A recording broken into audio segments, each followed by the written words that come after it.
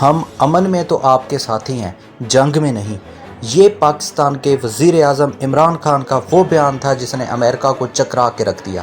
پاکستان کے غیرت مند وزیر اعظم نے پاکستان کے ایوان سے یہ امریکہ کو واضح پیغام دے دیا کہ ہم امن میں آپ کے ساتھی ہیں لیکن جنگ میں نہیں، ہم کبھی بھی آپ کی جنگ نہیں لڑیں گے۔ وزیر اعظم نے کلیئر کر دیا کہ ہم اپنے ہوائی اڈے، ہم اپنی سرحدیں کبھی بھی امریکہ کو نہیں دیں گے، ہم کبھی بھی کسی کی جنگ کا حصہ نہیں بنیں گے، ہم کسی کی لڑائی میں شہادتیں نہیں دیں گے۔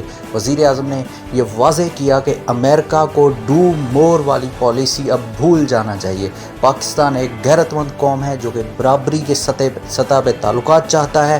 ہم کبھی بھی اپنی سرحدیں جنگ کے لیے استعمال نہیں ہونے دیں گے۔